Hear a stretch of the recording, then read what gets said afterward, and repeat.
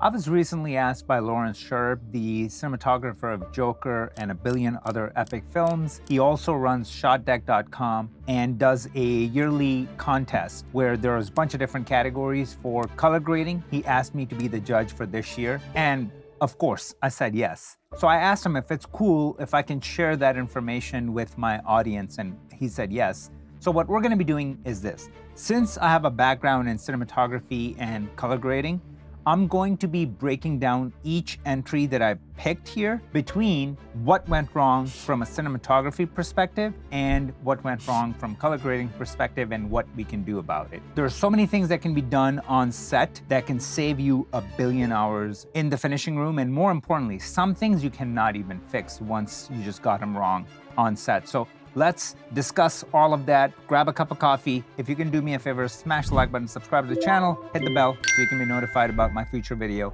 Let's jump right in. For those that don't know me, my name is Qazi. I've worked with brands like Adidas, Amazon Prime, Universal Studios, and I make no just straightforward color grading tutorials so you can work with your dream clients.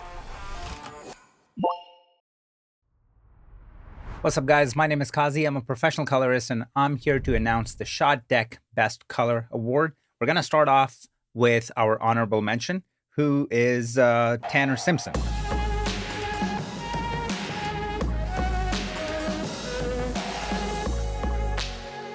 Let's dive right in.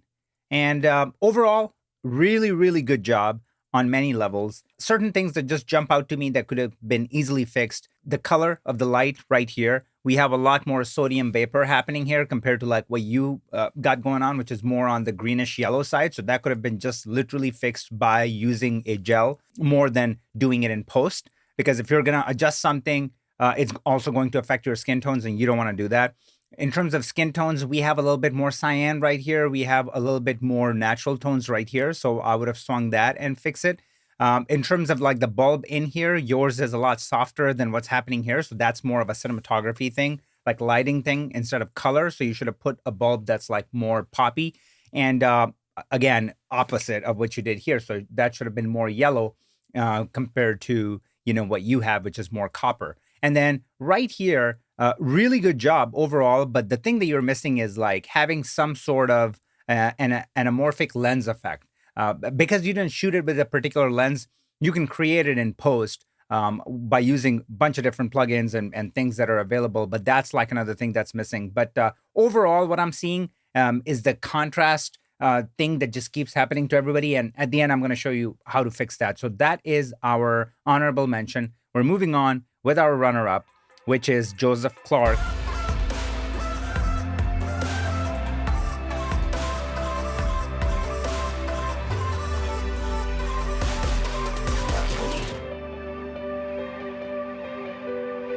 What a great job. This is really pretty and a very accurate match. I mean, some of the things that just jump out to me is like, you have to open up your lens more. You see the bokeh there?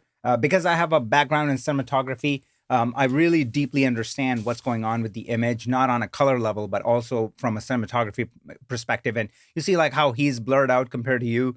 And plus like the lens, they're using a tighter lens. So let's just say they might be using like a 85 or a 105 or something like that compared to maybe if you're using a 50, because you're seeing like how much of the frame the front is taking and then the background is more compressed. Whereas like you don't have that going on. That's why we're seeing a lot more. This should be a lot more compressed. Your background is not compressed like that. And secondly, you know, the bokeh would have came from that too, right? Like your bokeh is like a lot smaller, like circles compared to like what we're seeing here. And that would have happened by either opening up your lens so you have like a more of a softer feel that you're seeing here.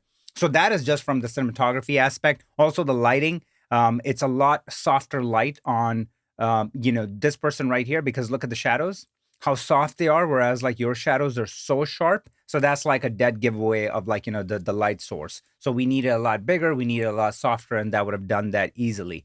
So those are the things that I'm seeing here in terms of like the overall color. Again, I'm seeing that pop that you guys don't really necessarily can really control that happens up top. And actually, let's just go in and let me show you what I'm talking about. So if I click right here and go to custom look and show you guys this clip right here. And if we see this, you see like how our whites are basically touching the top, right? Our highlights are touching the top. And even if we look at the skirt, like, it's just like really, really bright, which looks great. But that's not the looks that you guys are creating. It's not what's happening there, right? So if I were to open my curves and if I go here, what we need to do here to make this soft and gentle, as we're seeing in every single film replication that you guys are trying to do, is this. We go in our whites, and if I just take my highlights and if I drop them, like, look, we didn't necessarily take away anything. We just made everything blend better and softer. Like, look at this, before and after. So if I do before, and then this is after, before and after. And that's exactly what, these guys are doing. If I take you here, and if we look at this example, that's what's happening. I mean, look at the highlights, how everything is just like very soft compared to like your highlights that just keep going. And that is the big difference that I keep seeing in most of these examples. But that said, overall, really good job. So right now what I'm doing is just telling you what's wrong and in theory what we can do to correct it. Now imagine if I give you access to the same footage and we can go through hundreds of lessons, analyzing, finding the mistakes, and then correcting those and shot matching everything to perfection. How much more beneficial that would be. This is one ecosystem, all my courses, plugins in one place. It will reduce your learning curve by 10 times. That said, let's get back to the video. And here is our winner of Shotdeck Best Color, Franco Tamashiro. Hopefully I'm saying your name right, and if I didn't, I apologize.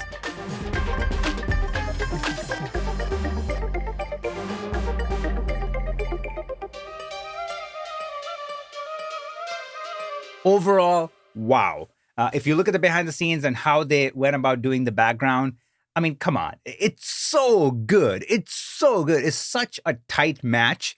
Wow. I mean, the thing that I feel like where the ball was dropped a little bit is, again, I feel like the light source is just a little too harsh, because once again, like, look at how soft this is and how it just like kind of drapes over and blends in compared to what's happening here, like where we get to see this Rembrandt right here, which is necessarily not happening as much, or it's just the positioning of the light as well. But overall, this is just a little bit on the harsher side. This is on the softer side. There's more red in the skin. And of course, everybody's pigmentation is going to be different. I understand that, but I still think that we could have gotten away with just adding a little bit more magenta in the skin tones than, what we see here. Those are the only things. But overall, like, I mean, even like that little twinkle that, that added, like the light source that we see here, that's like right there. And then that's another thing that's happening. Your light source is coming from under. And anytime you're going to light somebody from under, they're going to look like a villain, because it's going to create like that shadow under their eyes. And it's going to do that thing, like imagine like Frankenstein, like the light is like down here, pointing at his face like Frankenstein's monster, versus like, what they're doing here, because like the dead giveaway of like where the light source is in the eye. I mean, you're seeing that. Yours is a little bit below, and that creates a very different feel. But all of that said, I'm not going to take away from what you created. I feel like out of all the examples, this is the closest match. But once again, it's always comes down to the softness on the top end. Like even this, like if you look at the eyes, like, I mean, the whites are like really up here, compared to when we look at the eyes and like how soft and gentle it is. And that could have been, once again, achieved right here. Let's go here. We can pop it all the way, or we can control it and we can just bring it down and like soften it up. And that's exactly what they're doing there. Next up, we have FilmLight Best Color Precision Award. And this one came so close because these two are almost perfection. There's just a few things that I'm going to talk about, but the runner-up, what's funny is that I had to swap these, but I'll explain my reason why. So Cotter got the runner-up, and let's kind of go through it. So overall, wow, absolutely phenomenal. A couple of things that jump out here. We have RGB noise in our shadows, whereas here we have monochromatic grain. So the simple solution is go in there and clean up your image with noise reduction and then apply film grain, so you can get a similar result. And the second thing is the contrast is just tiny bit off. That's why the screen here is like so top heavy in terms of the exposure, whereas here we can make out a lot more. The rest of it is just really good. I have nothing else to say. I mean, obviously, like these are different lamps and stuff like that, so I'm not going to make a big deal about it, but that is the reason why this ended up being a runner-up. And now we're moving on with Cieza, if I'm pronouncing your name right. And they are the winner of this challenge because this is just too good. And somebody can sit here and go, well, this doesn't really match with that, and the background is a little different. I don't care.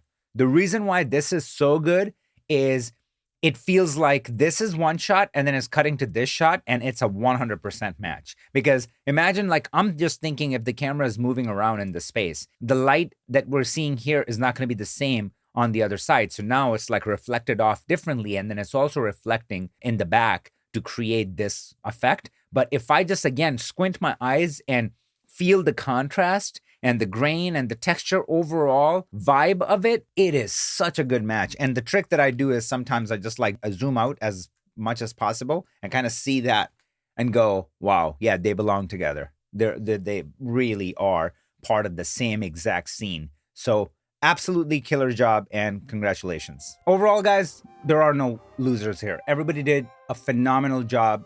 Anybody who made it to this phase, you guys are one of one. So keep going. So there you have it. Let me know if this is interesting, because what we can do is we can even do a competition like that within our own community. And then I can just pick it apart and kind of give you my 2 cents. So yeah, if that's interesting, let me know. Smash the like button if you enjoyed the video. Subscribe to the channel. I'll see you guys in the next one. Peace.